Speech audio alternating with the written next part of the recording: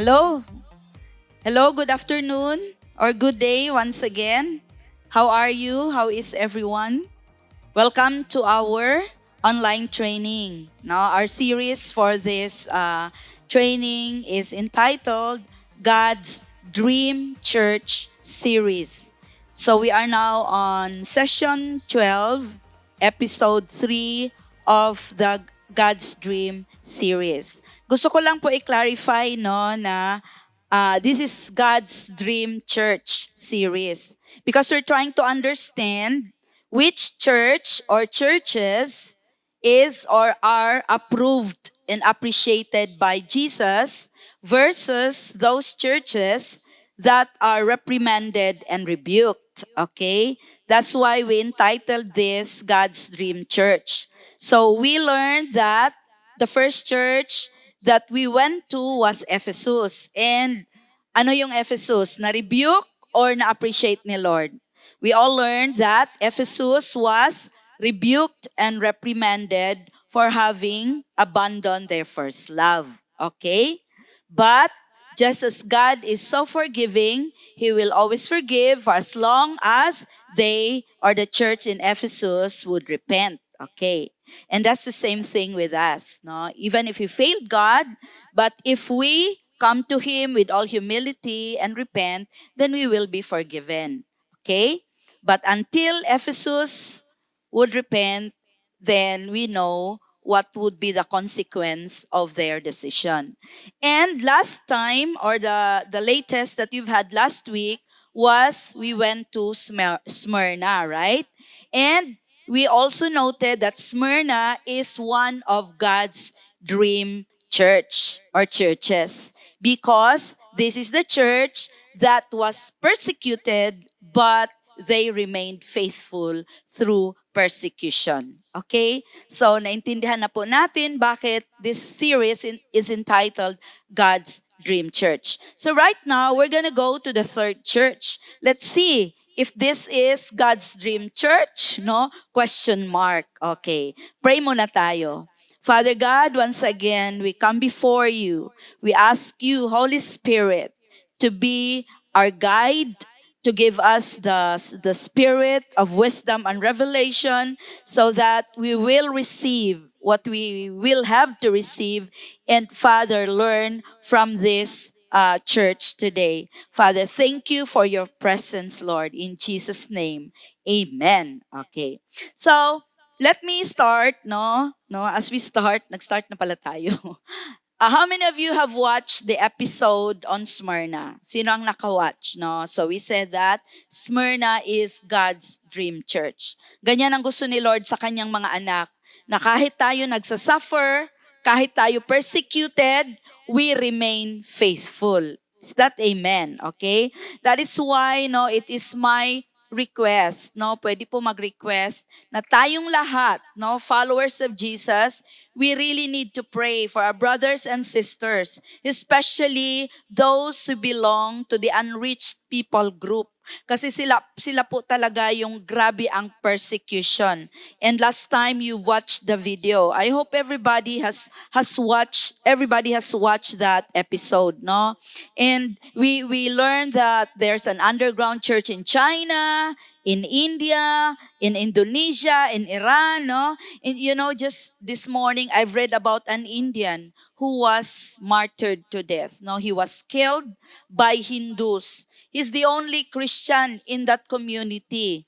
The name is Mudu, okay? And before he died, no, in front of his killers, he said to his family, never ever give up your faith on Jesus. No, makaiyak talaga sila doon. Kaya tayo dito, let's really be praying for them. Is that amen? Okay? So ngayon po, we will now go to Pergamum, okay? Or Pergamos, no? Pergamum or Pergamos. This church is labeled as the compromising or worldly, no? Makamundo na church, no?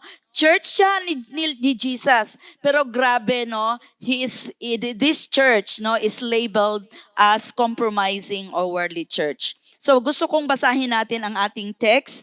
It's found in Revelation 2:12 to 16. Okay? So can we just read this scripture? It says, "Write this letter to the angel of the church in Pergamum. This is the message from the one," okay, the one is Jesus there, "with a sharp two-edged sword." So this is the description of Jesus. He is the one carrying the sharp two-edged sword. "I know that you live in the city where Satan has his throne." Wow. "Yet you have remained loyal to me. You refuse to deny me, even, okay, even you refuse to deny me, even when Antipas, my faithful witness, was martyred among you in Satan's city." Meron palang sinasabing Satan's city, no? Paano kaya ang Jansan? "But I have a few complaints against you. You tolerate some among you whose teaching is like that of Balaam," okay, "who showed Balak how to trip up the people of Israel. He taught them to sin by eating food offered to idols and by committing sexual sin." Dalawang kasalanan. "In a similar way, you have some Nicolaitans." Ayan, no? Balaamites, may Nicolaitans. "Among you who follow the same teaching. Repent of your sin, or I will come to you suddenly and fight against them with the sword of my mouth." Okay. So I hope na intindihan natin itong letter to Pergamum. Okay. So si Jesus muna dito is described as the one with a sharp two-edged sword. At according to theologians, ito pong sharp two-edged sword represents Christ's ultimate authority. Si Jesus talaga ang merong pinaka-authority binigay ng God the Father to judge, no? To judge or to determine kung sino yung totoo at sino yung hindi totoo na follower ni God. Okay? Okay? So, ito po ang description ni Jesus. So whatever is judgment, it is always just, no? It's always fair. And there is another thing that I'd like us to look into. It is a city where Satan's throne is. Grabe pala itong lugar na ito. And so I tried to understand, no, by researching, by finding out what is the meaning of a city na doon si Satan nakatira. Ang ibig sabihin pala nito, dahil daw sa Pergamum, ito yung city, no? Ang tawag nga ng city na ito, it's the most beautiful of all 7 churches. Pero ito din yung city na pinakamaraming temples ng mga gods and goddesses, all in one place. Nandoon lahat ang mga temples ng mga Greek gods, no? Yung mga gods nila and goddesses, Zeus, no, si Venus, si Aphrodite, si Hermes, kung sino-sino pa yan. Lahat sila nandoon. Okay? That is why it is called the city of Satan. So yung palang city na grabe ang idolatry, grabe ang mga gods and goddesses, yan ay seat of Satan. City where Satan's throne is. Nagets natin? So, pero dito po sa church na ito, there are still many who refuse to bow down to these false gods. Okay? Marami pa rin na mga members dito sa church na ito na hindi nagko-compromise, hindi nag-bow down sa false gods na ito, no? It's a wicked city. Wicked talaga siya. Imagine, nandyan ang throne ni Satan sa city na yan. Pero there is still a faithful group. Okay? Faithful group willing to die. Ang example nito si Antipas. 'Di ba? Si Antipas, siya daw yung namatay o willing to die, no? And he stood for his faith and he was not afraid to die for what he knew was right. Si Antipas daw po ang bishop.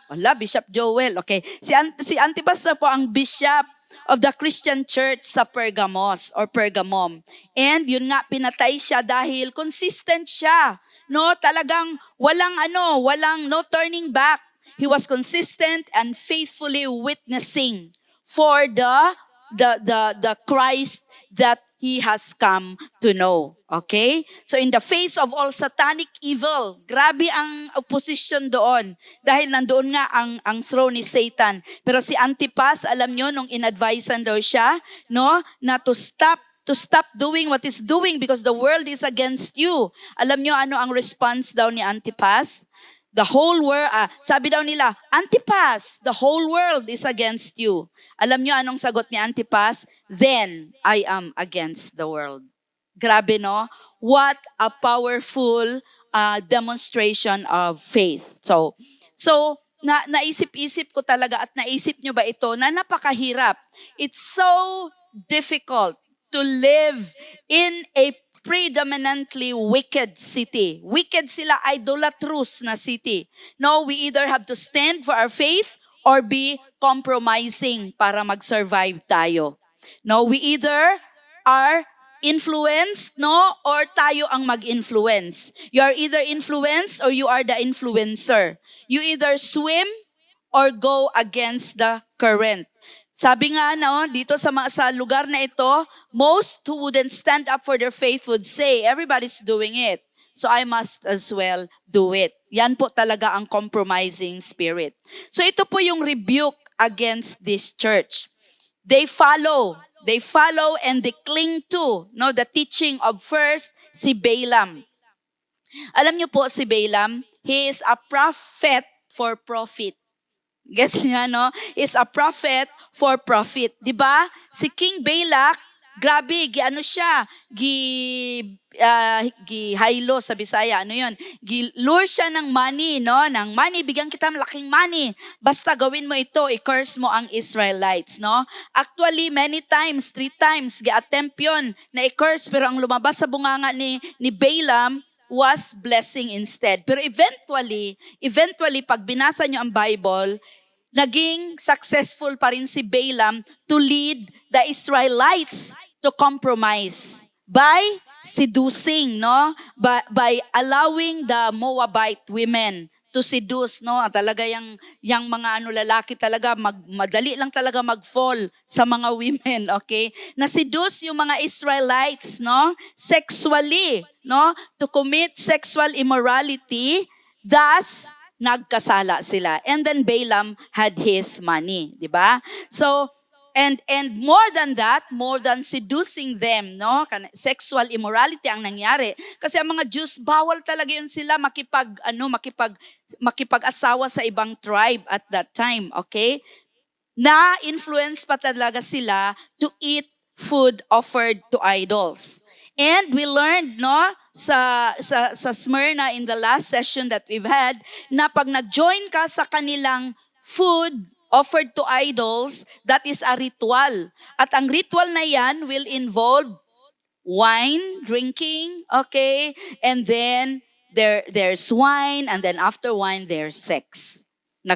There's an urge that follows. Sabi nga sa 2 Peter 2:15, they have forsaken the right way and gone astray, following the way of Balaam, the son of Beor, who loved the wages of unrighteousness. Okay? Prophet for profit.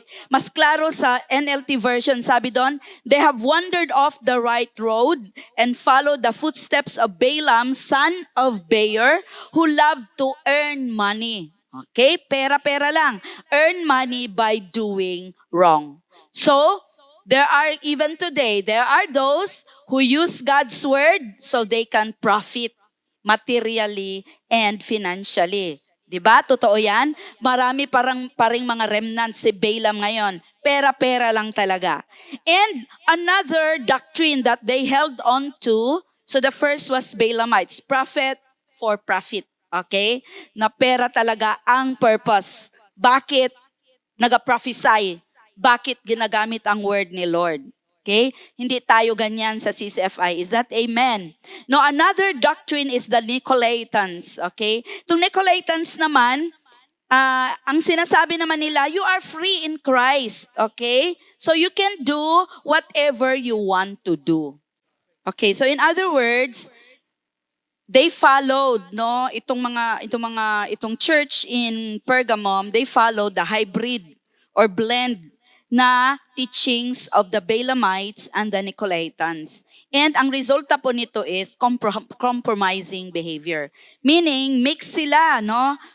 They participate, they are part of what the world is doing, and at the same times, pumupunta rin sila sa church, no? Pious din sila at saka religious din sila. Para bang on Sundays, they go to church. Pero on some other days, they go to the pagan rituals. They participate in the pagan rituals. Alam nila na mali, no? Pero pinipili nila itong joining the pagan rituals because they're free to do what they want to do. Yun.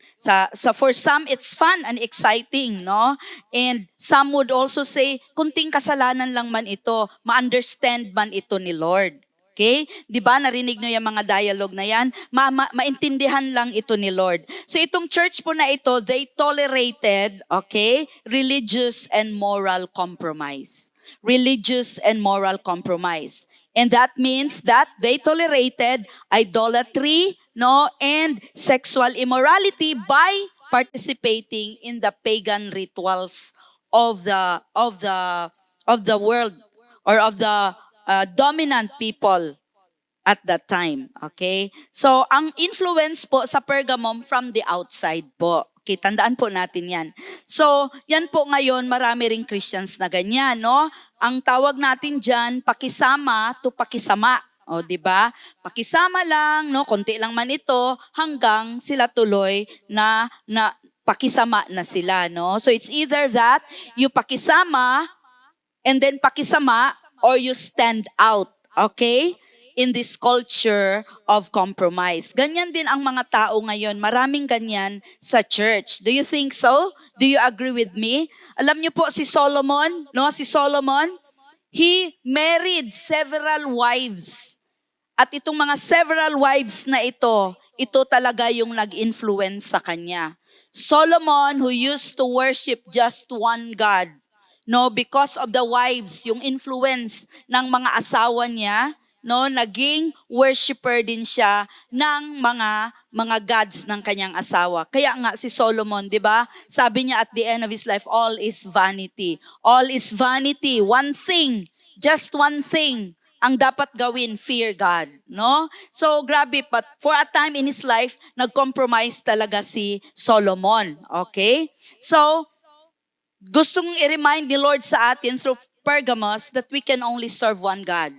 No to other small gods. Just one God, okay? So we have to choose. And if we choose to follow God, it will take a sacrifice, no? Talagang merong sacrifice, okay? So, tingnan natin, no? Kailangan nating tingnan ngayon kung paano ba tayo mag-fall into the slippery, no? It's a down the drain, no? Slippery steps to spiritual compromise. Okay, number 1, no? Warning sa atin itong lahat para hindi tayo maging katulad ng Pergamum. Okay? Hindi tayo ma-influence sa palibot natin. Kasi imagine, no, nasa place sila where the throne of Satan is. And I believe we are in the world today where there are a lot more people who are worshiping many gods. But tayo gusto natin, we all only worship one big God. Is that amen? So bigyan ko po kayo ng 5 na mga steps para ma-avoid natin ang compromise, spiritual compromise. Number 1 po, no? People will compromise spiritually if, no, they fail to purpose in their hearts. Okay? Kailangang i-decide mo sa heart mo. Kailangang intentional ka that you would do the right thing. Okay? It's either black or white. No gray area. Walang gray, no? Kaya hindi maganda yung gray na movie na yun. Ano yun? Okay, no? Ang mga tao would say, no? Karapatan kong pumili.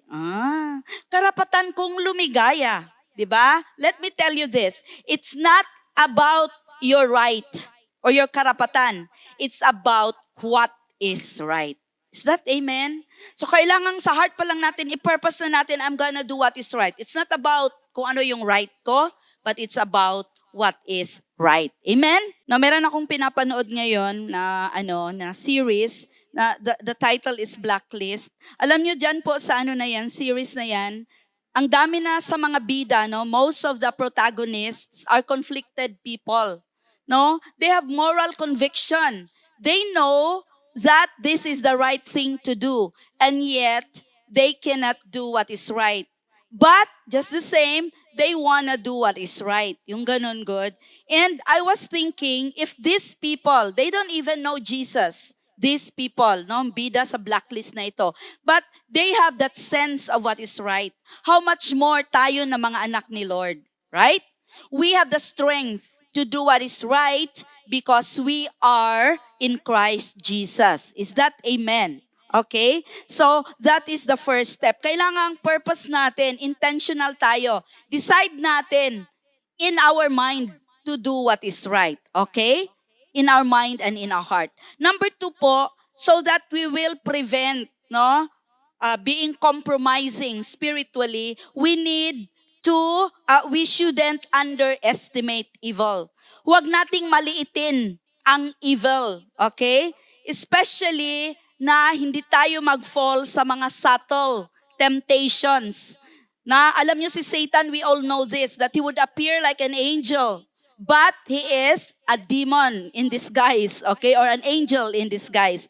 No, masad ako, merong mga leaders, no? Just a little lie, no? Mamakak diri, mamakak didto, okay? A little theft, no? Kaon ako ni, doesn't matter, gamay lang mani, dili na nako ni uli, gihulam nako. Yung mga ganun, God, no? You should know that there are demonic minions watching you. Every move that you make. Okay? So, do not underestimate na nandyan lang sila waiting to victimize you. At ito pa, makinig kayo nito. Do not underestimate your capacity to do evil. Alam nyo, no? Minsan, wow, ako, spiritual ako, wow, naka-encounter na ako. But it's so sad. There's still a lot, no? Despite their having encountered God, just like Pergamum. They have received Jesus. They're part of the church. And yet, they are so compromising. They still are capable of doing what is evil. Okay? Dahil sa tingin nila, maliit lang ito. Pero kay Lord, walang maliit at malaking kasalanan. Is that amen? Okay. So, you see, no, we need to be always spirit-led para hindi tayo mawala. We'll not be lost in the maze, okay? In the maze of all the deceptive and subtle strategies of the enemy. So wag mong maliitin ang evil. Number 3, wag mag-rationalize. See, we will fall to compromising, no, spiritually if we rationalize, justify, and even blame. No? Kani, very si Satanas kasi, no? Si Satanas pag itong pasalaan, maskin it was your choice, no? Si Pogi kasi, si Ganda kasi, umupo sa harapan. O, yung mga ganon, no? Own up your own sin. Ito palagi ang sinasabi natin sa CCFI.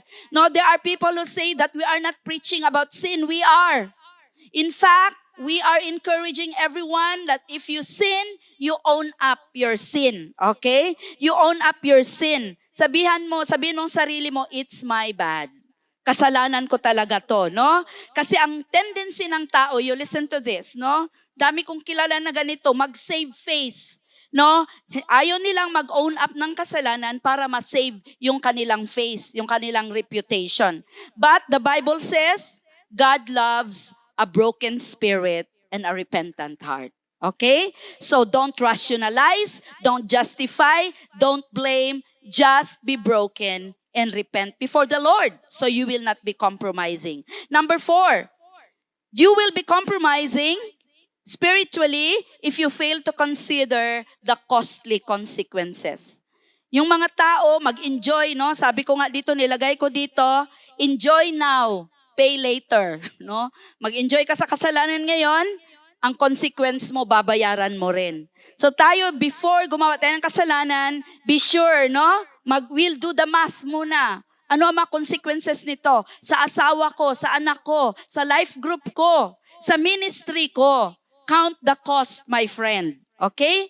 And number 5, ito po, no? Mag-compromise tayo kaagad, no? Pag meron tayong sudden or deliberate choice to give in to sin. Kasi magawa natin yan kung hindi natin i-purpose sa heart natin. We go back to number 1, di ba? Pag hindi natin ginawa ang number 1, ang dali nating gawin itong number 5. Sudden and deliberate choice to give in to sin. Yung bang hindi pa nag-isip twice. Buti pa yung kanta, sabi ng kanta, oh, think twice, no? Pero minsan, hindi ka na mag-isip. You grab the opportunity to sin, no? That is very dangerous, okay? Deliberate naman, pinag-isipan talaga. Makasad, there are disciples, pinag-isipan talaga. Paano mag-enjoy sa sin na hindi madakpan ni discipler? No, grabe ang pagplano. No, minsan plano niya, ganito ang plano ko, pero nadakpan gihapon sa discipler, no? So, minsan, no, ganyan tayo, kaya maging compromising tayo. Okay? So, nagets niyo po yung 5 na yon? Let's bear in mind all those 5 warning signs, okay? And the best example of compromise was Lot. Di ba si Lot? Si Lot, ito ang ginawa ni Lot. He went out, no? Lumabas siya. Okay? No, katulad ni David, lumabas, pumunta sa veranda. Veranda. No, pumunta siya sa veranda, no? So, ito talaga, no, mga leaders. Before we go out of the house, pray talaga tayo, Lord, bless my going out. Lord, bless my coming in. Para sa paglabas natin, hindi tayo madaling masway sa kung ano-anong mga subtle strategies ng enemy. Kailangan pag-pray mo, Lord, lead me today as I go out of my house, as I go to work, as I go to my LG, lead me, Lord, no? Make me come home in one piece. Kasi baka pagbalik mo, iba na ang utak mo, no? Merong nangyari. So, ganyan nangyari kay Lot. He went out. Nung paglabas niya, he saw with his eye. May nakita siya. Di ba katulad ni David, may nakita rin si David, no? Tapos na-please ang kanyang mata. No, ito talagang mata natin, careful, no? Kaya, Lord, no, please, Lord, help me guard my eyes. No, hindi lang heart ang ginaguard, pati ang eyes, okay? So it's often with our eyes that we want to get something dahil nakita mo, okay? So, sabi nga nila, ano yon? Yung first look, okay pa yon. Pero kung lumingon ka pangalawa, kasalanan na yon. Kaya be careful, little eyes, what you see. Be careful, little eyes, what you read. Be careful, little eyes, because looks can be so deceiving. Okay? Yan ang nangyari kay Lot. He went out, he saw with his eye, and then he head toward it. Or pinuntahan niya. He took a step closer to it. No? Dapat nagpalayo siya dito. Alam niya Sodom and Gomorrah yon. Pero he went closer to it. Doon na siya nagstay, di ba? Minsan, pag nakatingin pa lang tayo, hindi pa tayo nakasala, di ba? Pero pag nagstay na tayo dyan, nagpa-duol ta, no? If we got closer to it, and then that's the time we will be influenced na talaga, okay? And for Lot, he stayed right there. Di ba sabi ng Bible, he pitched his tent toward Sodom. He stayed right there. At nung the next time we read, nandyan na talaga siya sa gates ng Sodom. So, si Lot, no, was so influenced talaga ng culture ng Sodom and Gomorrah. Nahirapan siyang lumabas. In fact, pinilit pa siya ng angel na lumabas para ma-rescue siya. And yung kanyang mga family, yung family niya, pinagtawanan siya. Akala nila nag-joke lang siya kasi si Lot at that time wala na po talagang integrity. Bakit? Compromising na si Lot. Okay? He was already participating kung ano yung ginagawa ng culture ng Sodom and Gomorrah. So minsan ang ating compromise will affect even the closest people to us. Okay? Pero, ang galing talaga ni Lord. In Lot, we see hope. Amen, no? In Lot, we see hope na si Lord masyadong protective sa atin. Gusto niya talagang i-rescue tayo like what He did to Lot, no? Gi-rescue niya talaga si Lot. He warns, He forgives. That is why, sabi niya doon sa Pergamum, repent. Repent pa rin talaga. Or else, I will come to you quickly and will fight against them. Them, yung mga compromising, no? I will fight against them with the sword of my mouth. Okay po? Ganyan po ang Pergamos. Okay? So, ang Pergamum. So, merong promise si Lord dito. Sabi dito, he who has an ear, let him hear what the Spirit says to the churches. To him who overcomes, I will give some. O, ito tingnan natin kung ano yung ibibigay ni Lord. I will give some of the hidden manna. Alam niyo naman yung manna, di ba? Yun yung food nila. Pero manna, no, yung bread that sustained the Israelites in their 40 years, no, sa palibot-libot nila doon sa disyerto. But, no, the manna is also the spiritual sustenance, no? Masustain tayo spiritually, na si Lord lang talaga ang makasustain. Si Lord lang talaga ang makaprovide, no? He will make us strong. Okay, in the face of the compromising, no, in the face of wicked world. And ang isa pang promise ni Lord, no, i-sustain niya yung mga willing to overcome, okay? And pangalawa, may promise pa si Lord, white stone, okay? White stone. Alam niyo ba itong white stone? Marami daw itong gamit noon sa panahon nila. Ito yung mga gamit ng white stone. Can we have it? Nandyan ba, Melky? White stone, okay? It could be used for a ticket to special banquets. So kung meron ka nitong white stone, kahit anong party pwede kang pumunta, no? Special banquets. And then number 2, pwedeng gamitin to vote for acquittal by a jury. So pwede kang maging part ng jury pag meron ka ng stone na ito, no? Meron kang vote. And then it could be used as a symbol of victory for an athlete. No, ang daming gamit ng stone. Yan ang bibigay ni Lord. It could be used to show the freedom of a slave. Nakita nyo yon? Yun ang worldly uses ng stone. Pero kung tingnan natin, itong lahat ng to represents something amazing about Jesus. Okay? So, Jesus is the stone, no, that provides access to a banquet feast. Okay? Merong banquet sa heaven later on. Okay? Then, ito ring stone, no? Si Jesus din ito that brings acquittal from the penalty of sin. Diba? So we are freed from sin because of Jesus. Si Jesus din, no, brings victory over sin and death. Okay? And represented by that stone. And then another one, Jesus has redeemed us from the curse of the law. Okay? Na noon, slave tayo sa sin, no, because of the law, but now we are freed because of grace in Jesus Christ. So you see, no, ang dami nating reward, ang dami nating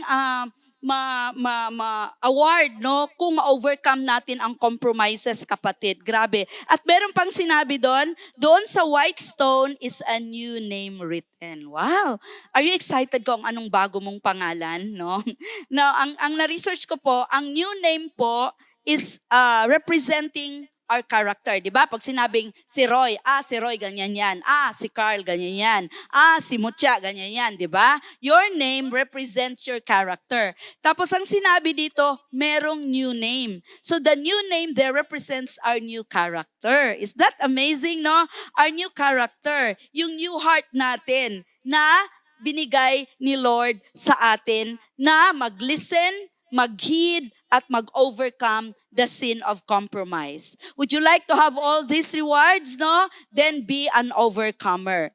So you see, no? Sabi ng 1 Corinthians 15:33, bad company corrupts good character. So, doon sa Pergamos po, hindi sila careful. Sino yung mga nakakasalamuhan nila? Kailangan careful tayo. Because, ang sabi ng Bible, sa Romans 12:2, kailangan anong baguhin natin? Be transformed by the renewing of your minds. Kailangan baguhin talaga natin ang mindset. Kailangan hindi ka na talaga magsilip-silip pa sa mga worldly na mga bagay na si Lord ay hindi na-please. Huwag ka nang sumilip doon. Kahit silip, sabi nga ng Bible, not even a hint. Is that amen? No, silip lang ko, gwapa, manggod. Wala, joy silip-silip. Okay? Or sa mga babae, ay, TikTok lang gamay. Ganon-ganon, no? No, that's already, that's compromising. Di mo alam, sinisidus mo na yung mga lalaki sa iyong TikTok. Yung face application, hindi mo alam, no? That's the devil's way of luring you, no, into believing na mas gwapa ka kung babae ka. Oh no. Thank you, Lord, sa mga obedient na mga leaders na gidelete nila ang kanilang face up. Okay? So yan po talaga ang kasalanan ng Pergamum, no? They tolerated evil. Okay. So, sadly, ganyan po ang mga tao ngayon. They want to go to church, but they also they want to go to church, they want to go to heaven, but they still enjoy sin. Do you know of a person who is like that, who is like that? No, gusto pa rin mag-enjoy ng sin, no? Gusto nilang mag-party, commit immorality, mag-lie, no? Lumasad talaga ako yung mga tao yung bang ang dali-dali mag-lie. Grabe. Nya, maskin madakpan na, grabe, ayaw pa rin umamin. Grabe yan, no? That's very compromising. They cheat if they want to cheat, okay? They steal if it suits them. Yan talaga, no? And then we'll even get revenge when someone offended them. So you see, people, compromising people, ulitin ko po, they go to church, okay? They believe that Jesus is the healer, pero pumupunta pa rin sa witch doctor. No, pumupunta pa rin sa hurim-hurim, okay? They read the Bible, but they also read the Playboy, okay? They also listen to Madam Auring. O yan, wala na mga magpalad-palad. Hala, nung future ko, kailan ako mag-asawa, no? Tingnan ang palad. Nagbabasa yan ng Bible, pero nagapahimalad po, no? Sabihan mo ang katabi mo, huwag na tayo mag-compromise, okay? No? They believe that Jesus is their protector, pero mag-wear pa rin ng charms pang-ana sa mga sa mga engkanto, okay? They still believe in feng shui, okay? Sino diyan naniniwala sa feng shui, okay? No? Then pastor, no? Pastor pero scammer, 'di ba? Kasali sa investment scam. Yung mga ganyan, good, no? Makahilak. That's Balaamite spirit, profit for profit, okay? And then they would say God will understand, ba? So, hindi yan gusto ni Lord. So, ngayon po, may tanong ako sa inyo. Okay? Does that describe you today? Leaders, no? I know there are a lot of our leaders, especially our young leaders, who fall, no, to compromising activities, to compromising lifestyle, no? Meron bang minsan spiritual apathy sa iyo na kunti lang man ito, gamay lang man ito na sala. So, okay lang ito, mapatawad lang ito ni Lord. Where does big thing, no? Start from small, no? Do not despise small beginnings, okay? No? And minsan magsabi ka pa, I shouldn't worry. Kunti lang man yun, lumingon lang ako pangalawa, no? Walang ganyan sa anak ni Lord. Dapat completely walang compromises sa buhay natin, okay? So, kailangan ang heart natin hindi divided na mag-obey sa word ni Lord this time, the next time, Lord, hindi muna ako mag-obey ngayon, Lord. Nag-obey naman ako kahapon. Hindi divided ang ating heart, no? And ang prayer ko ngayon is pakinggan natin ang word ni Lord. Sabi ng word ni Lord, he who has an ear, let him hear what the Spirit is saying. That is in Revelation 2:7. So, ano yung mga compromises sa buhay mo ngayon? Sa work mo. Sipin mo talaga, no? Makahilak yun ko anang mga young professionals, no? They're leaders in church and yet compromising. No, and yet merong ginagawang mga sikreto. Okay? Sa relationship, what compromises do we have in our relationship? In our finances, tsaka sa mga iba-iba pa nating mga ginagawa. Gusto kong sabihan mo si Lord ngayon, Lord, I would be true to you 100%. No compromises. And I'd like to share with you a song, no? I learned when I was younger, okay? Ang ganda ng kanta na to. Before tayo mag-compromise, let's look at these lines. Gusto nyo kantahin ko or i-recite ko na lang? Sabi dito, I would be true for there are those who trust me. I would be pure, for there are those who care. I would be strong. Lang mag-strong ako. Kasi grabe ang world. Because there is so much to suffer. You need to sacrifice so you can stand up for what is right. And I would be brave, for there is much to dare. Maybe these are lines na pwedeng pag-isipan mo muna. before ka mag-choose, before ka mag-decide. So that at the end of the day, no, you will not be like Pergamum, whom God, no, rebuked and reprimanded. But you will be a church whom God will say, I am proud of you. I approve of you. Is that amen? Amen. Okay, mag-pray tayo. Lord, salamat for reminding us today what it is to be a compromising church and what it is not to be compromising, Father God. Lord, help us to be really true inside out, God. True, Lord, consistent in thought, in word, and deed. Lord, ito po talaga ang gusto namin, na magiging we are 100% true to you. We want to be true to you because there are people, Lord, that you have entrusted to us. We want to be pure before you, God, because there are people who care, and we also want to take care, oh God. Lord, help us to really, Father, dare, because there's so much to suffer. Father, thank you for your word, and thank you, Lord, na more than anything, or whatever, Lord, we have heard, more than anything, it's the heart, Lord, the changed heart that you are looking upon, oh God. Father, we thank you in Jesus' name. Amen. God bless us po. See you po next session.